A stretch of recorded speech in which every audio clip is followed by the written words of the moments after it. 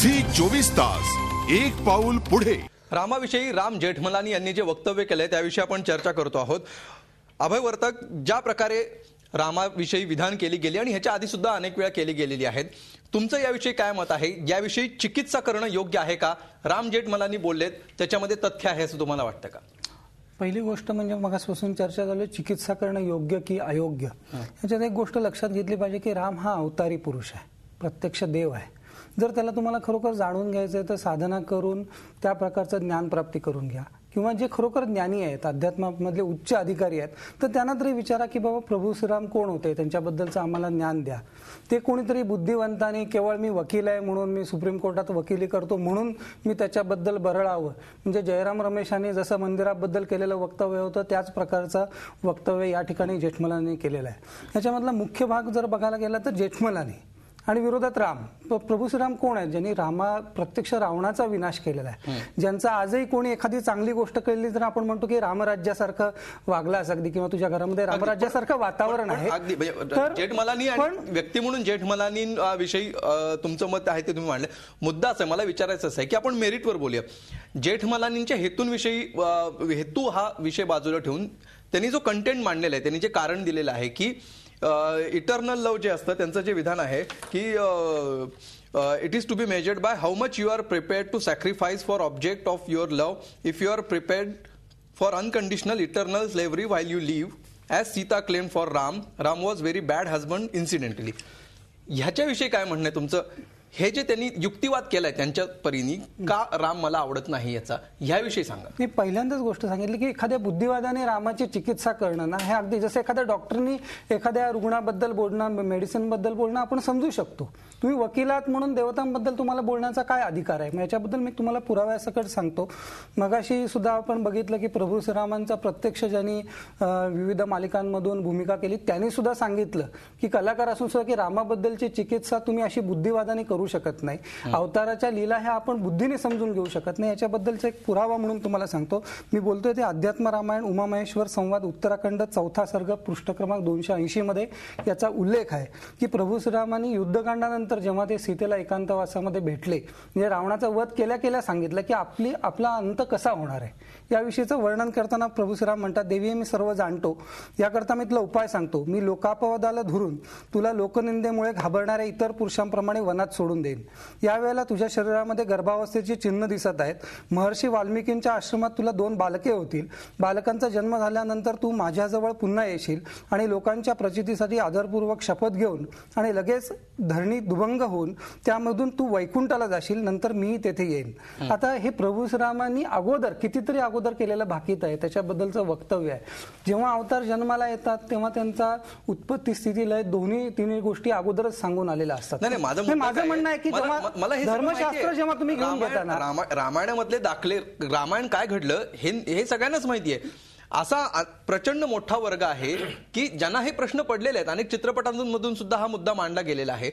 सध्याच्या काळाचा विचार करता हे जस्टिफाय होतं का? हा अनेकांना प्रश्न पडलाय की जर पती पत्नीमध्ये विश्वासाचं नातं असायला पाहिजे तर मग रामानी अशा प्रकारे सीतेला वनवासाला पाठवणं, तिला अग्निपरीक्षा द्यायला लावणं हे योग्य आहे का? श्रद्धा याच्यामुळे कोणाची कमी झाली आहे किंवा तो महाकाव्याचा विषय आहे की नाही हा मुद्दा सोडून द्या।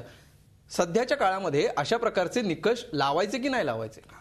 आता विचार करा की रामायण घडलंय ते लक्षावधी वर्षांपूर्वी, आता आपण जगतोय त्याच्यानंतर आता कितीतरी आपण बघतो भ्रष्टाचार चालू आहे आणि विविध विषयांमध्ये जात नाही की रामायणाची जी सगळी तत्व आहेत तर ती आत्ताच्या आता आपण लावायची की नाही असं कल्पनाच करू शकत नाही। त्याच्याबद्दल म्हणजे तिथे ना अवतारांच्या बाबतीत तुम्ही लॉजिक कसं लावणार? त्या कालावधीमध्ये जे काही घडलेलं आहे त्याच्याबद्दल तुम्ही लॉजिक लावून त्या अवतारांना समजण्याचा जर प्रयत्न केला तर कदाचित अध्यात्मामध्ये एकच नियम आहे, श्रद्धावान लभते ज्ञानम, की जर आपण श्रद्धा ठेवून हे करू नये। किमान कोणाकडनं अपेक्षा आहे की ज्यांनी रामाच्या नावाने, रामावरती श्रद्धा ठेवणाऱ्या लोकांची मतं घेऊन जे लोक सत्तेवरती आलेत त्यांचा एक खासदार बोलतोय आणि त्यावेळेला माझं म्हणणं असं आहे की याच्यामध्ये माझं म्हणणं असं आहे की याच्यामध्ये कोणतेही राजकारण आणू नये, कुठल्याही पक्षाचा कुठल्याही व्यक्तीचा असा संबंध जोडू नये की राम जेठमलानींचा याच्यामध्ये जाहीरपणे निषेध झाला पाहिजे।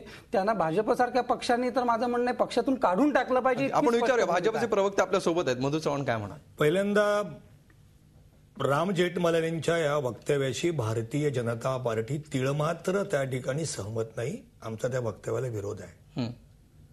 मुळामध्ये हिंदू धर्मामध्ये सर्वांवर चर्चा झाली. अगदी चार्वाकपासून इथे द्वैत आहे, अद्वैत आहे, ईश्वराला मानणारे आहे, इथे चर्चा आहे. अशा तऱ्हेची चर्चा आणि अशा तऱ्हेचं वक्तव्य येशू ख्रिस्ताबद्दल नाही या जगात होणार, मोहम्मद पैगंबराबद्दल होणार नाही, त्यांच्याही त्या ठिकाणी. परंतु त्याचं कारण यांनी होऊ नये असं माझं मत आहे. हिंदू धर्मामध्ये त्या होतात आणि त्या झाल्या पाहिजेत. आणि म्हणून हिंदू धर्म किंवा प्रवाहपतीत झाला नाही, तो गंगेच्या व्हायला हरकत नाही असं तुमचं म्हणणं. गंगेच्या पाण्यासारखा गतिमान आहे. परंतु काही गोष्टीचं कुठे काय बोलत, ज्या पद्धतीने मला त्यांच्याबद्दल आदर आहे, एक चांगले वकील म्हणून, आमचे नेते म्हणून, पण ते अशा तऱ्हेने बोलत होते, आय डोंट लाईक राम, म्हणजे त्यांचं जणू काही रामाने काहीतरी नुकसान केलेलं आहे अशा त्या आविर्भावात बोलत होते. मुळामध्ये ह्या गोष्टी त्या त्या काळातल्या संदर्भाच्या संबंधित असतात. त्या काळामध्ये असं त्या ठिकाणी प्रभू रामचंद्रांच्या बद्दल असं म्हटलं जातं की आदर्श राजा होते आणि राजाने व्यक्तिगत जीवनापेक्षा सार्वजनिक जीवन आणि जनतेचं हित अशा तऱ्हेचं वर्तन केलं पाहिजे, हे त्या काळात अभिप्रेत होतं. आणि म्हणून मुळामध्ये फिशरमनने एका धोव्यानी संशय घेतल्यानंतर याची फार चिकित्सा झालेली आहे.